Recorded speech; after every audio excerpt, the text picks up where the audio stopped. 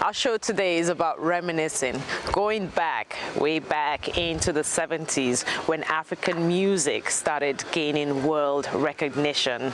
Welcome, Nyase.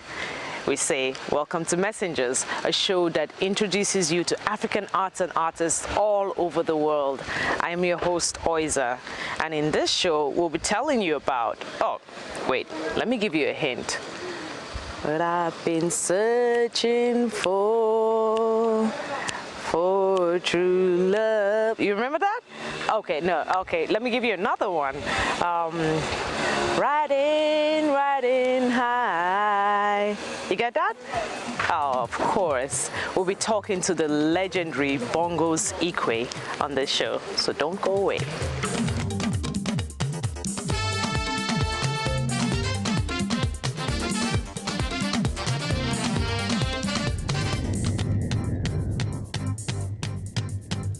African music has evolved over the years with high life, Afrobeat, and Juju in the hands of Africa's greats such as the late Sonny Okosun, Elder Steve Rhodes, Osita Osadebe, and of course, Fela Anikulapo Kuti.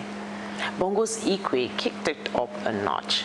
In the 70s, he revolutionized the Nigerian music scene with his blend of soul and country music mixed with a little bit of blues.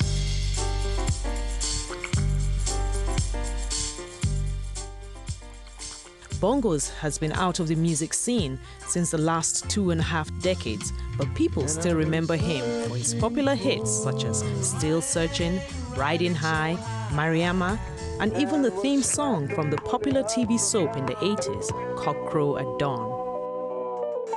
I remember as a child hearing the sound of his mellow voice as we sat every Sunday evening to watch the popular Nigerian TV soap, Cockcrow at Dawn.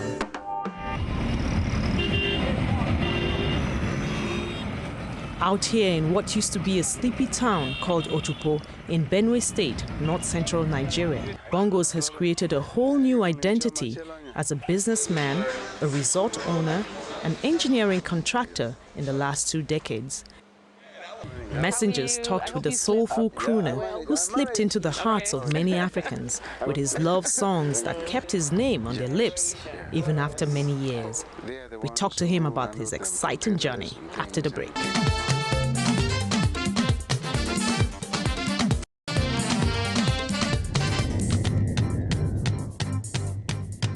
We're right here in the studios, and the band here is jamming, and we're going to do what? Which song are we going to do? I don't know. You're sounding like you wanted to hear. Can we still play what we played in those days? Yes, and please. This is one of the old ones.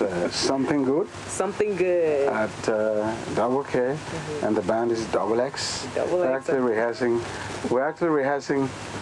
Take some of our new songs, and now that we asked, can we play anything that we played before? And I said, why not? Something Good. Let's take it like a rehearsal, you know. Let's have fun. All right. That's how we played this song back then.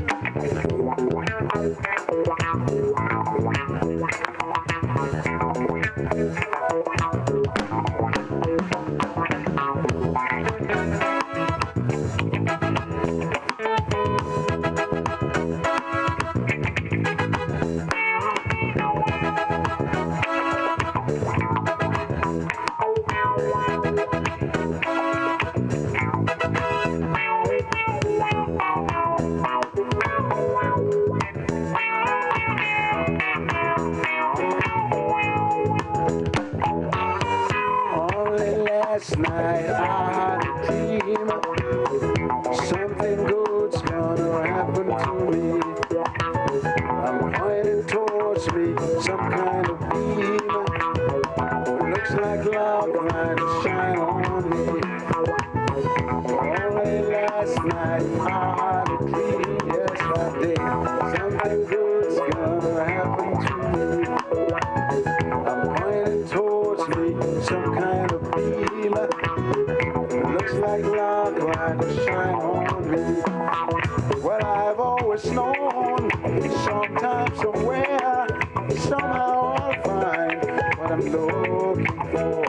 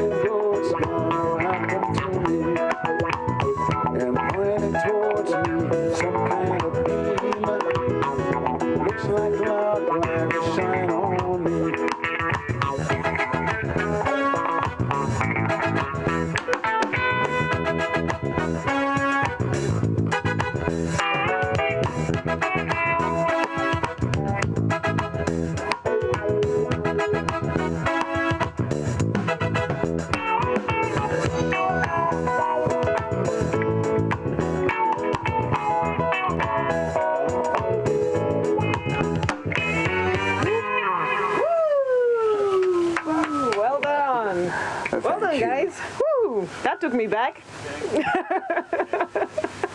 Tell us about this place. Well, just a spread. What you see here, where both the guests and people who live in the town can come to. They can sit out there, they can drink in the bar, they can eat in that restaurant. There's another little lounge in there. That's about, there's a little shop there, there's a little gym. Is this place?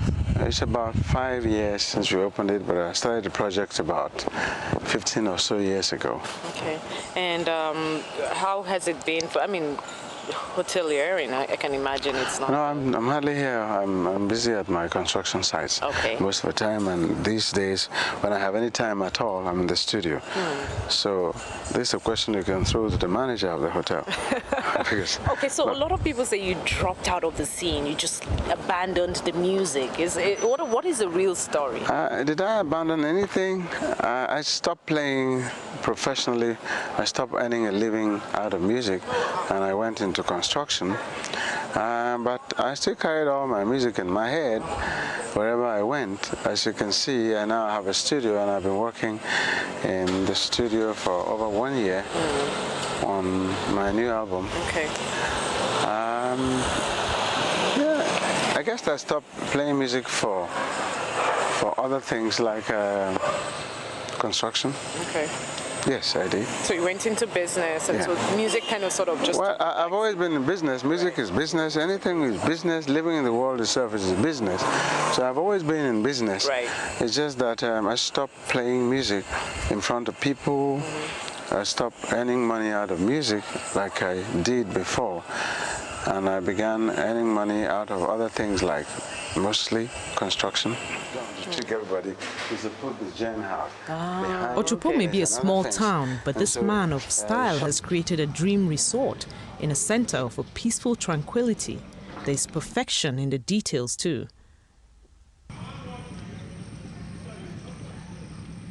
We have 23 songs. Still very popular and well respected too.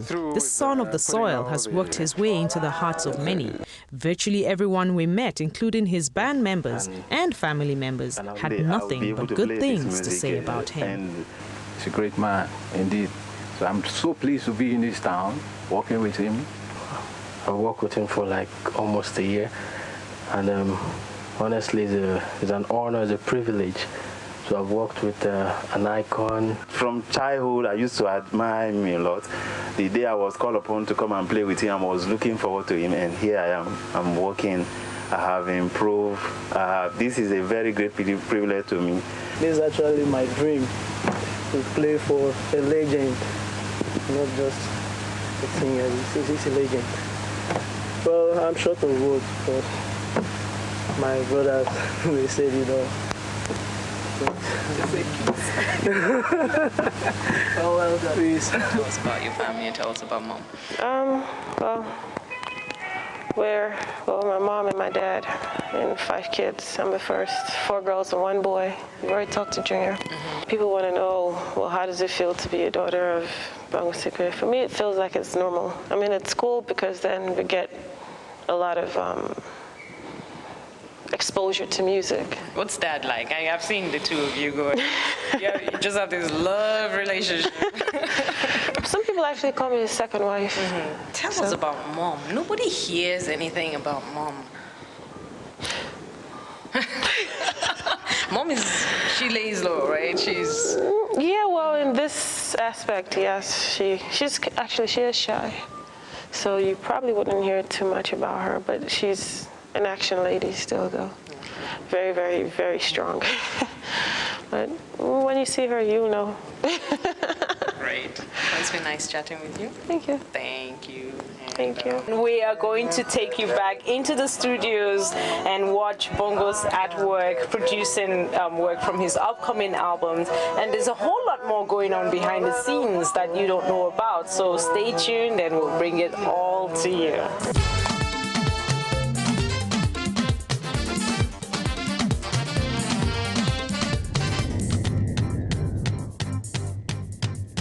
Will he ever get there? Now keep it. Will he ever make it? Will he ever of the cockcrow at dawn. Hey! Well, you're singing great. Hey, coming from the legendary Bongos Ikwue, I think I should cut out my next album, don't you think? I think this song was written when you were not born and sung when you were not born. So I think you've done great. Because I remember every single thing. I certainly am. Yeah, I And you're singing the song much better than I did. Oh, I do remember. Congratulations. Oh, well, thank you. We used to run and just sit in front of our TV sets, then just waiting for cockcrow at dawn. And that was when television was television and music was music. Thank you. We are sitting here in the studios of Bongos Ikwue, and we're going to be talking music and a whole lot of other stuff, so stay with us. Now, let's talk about the evolution. We talked about how music, I would like to know what you feel about our upcoming artists, the younger ones now, how music has changed, over the years. And well, music may appear to have changed, but the young people playing music, or are they sequencing music? Somebody came up with computers and technology, and these days somebody will sit in the studio, one person, he'll sequence the drums, sequence the guitar, sequence the piano, and they put their vocals. If you call that playing music, then I will find it difficult to understand you. Because in my days, and still today as I speak, even in the very developed countries, we still have big orchestras where people go to music school, they play the violin, the cello, the guitar, they learn it properly, and they put the act together. So how come? What happened to the young people? Are they that lazy? Nobody's playing trumpet, nobody's playing saxophone, nobody's playing good guitar.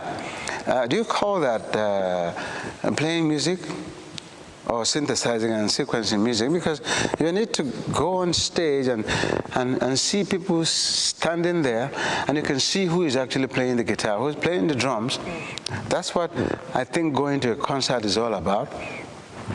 But these days, somebody comes up with a CD and says, play track 3. I think all of that has got to stop, because it looks like we are not making any progress. Why would people sit down there and have somebody standing and miming to his own recording? And sometimes the voice you hear is not even his voice. The instrument that you hear can never be played ever by anybody, because one person played all of that. I don't think that is good for the country. And there might come a time and you won't find a good band that can even play our national anthem. I think we need to, the people who created all this technology have not stopped using the real instruments. No, on the contrary, they don't have anybody miming on their stage. They have people playing this thing. So how come we're so excited? How come we are so excited? It's a rethink, because I know back in the day when you were doing music, there wasn't a lot of these technologies to depend on, so it was dogged hard work. You had to learn every single thing.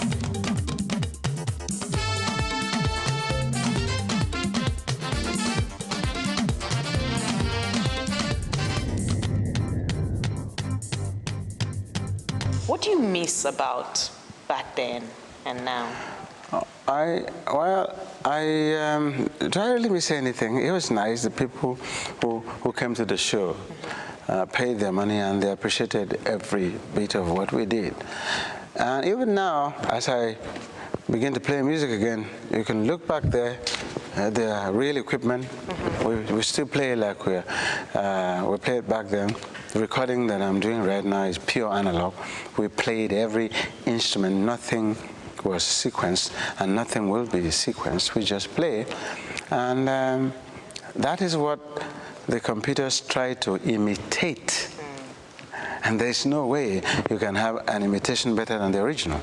Are you following the music industry in Nigeria? Do you have any particular favorites, or is anyone that is coming up, that is young today, that is doing something close to what you believe in as music?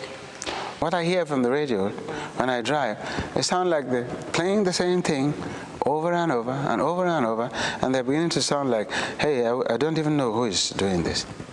There's, Okay, so they all sound alike. do I have any favorites?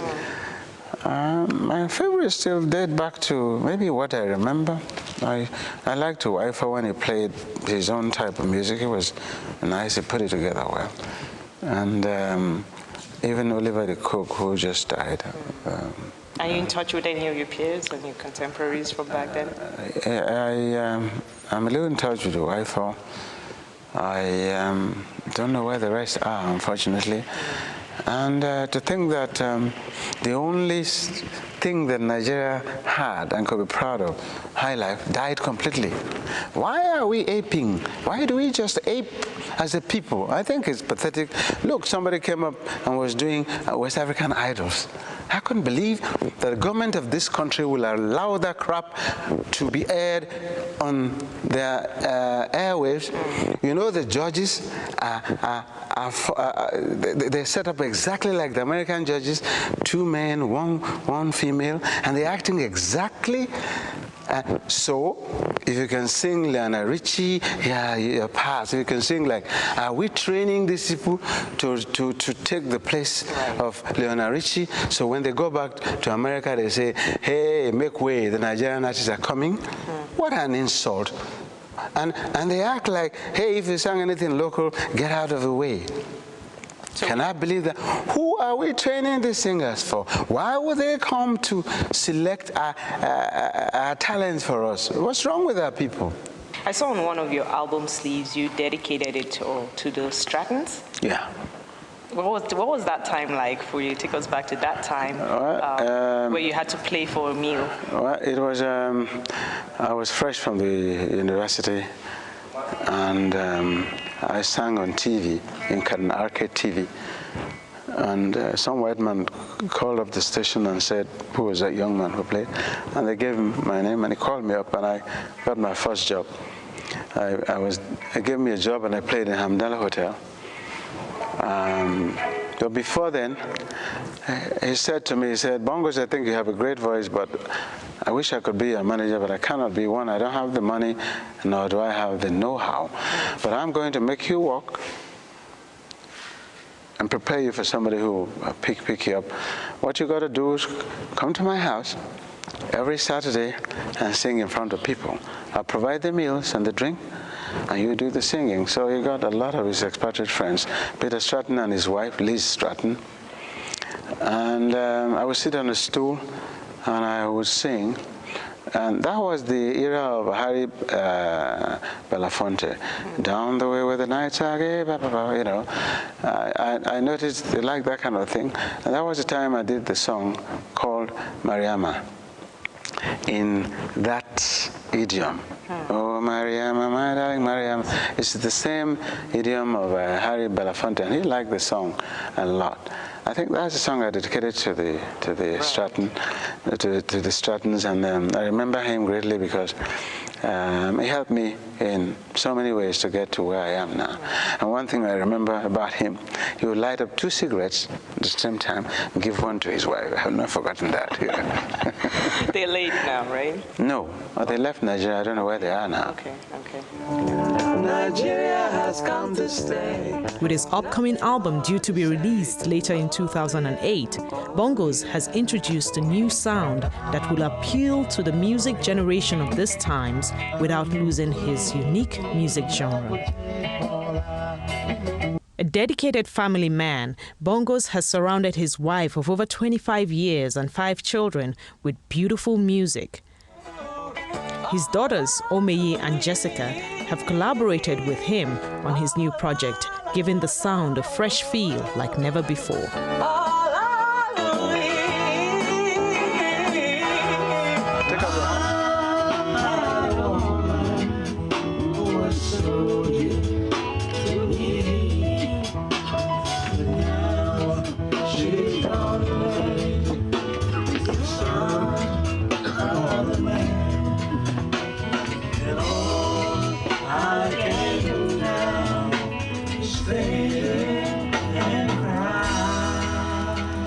This is Bongos Ikwue. You're watching Messengers. Keep watching.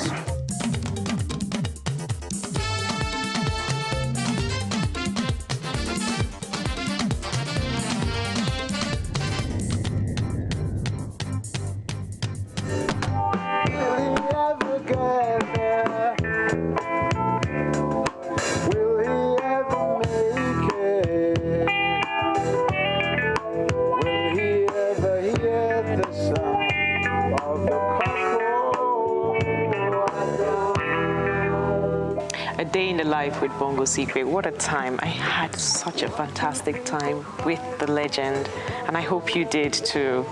We have gone through the last 40 years of beautiful music and of course all the new stuff to come, and I hope you go out there and pick up an album when it finally hits the market. That I'm definitely looking forward to.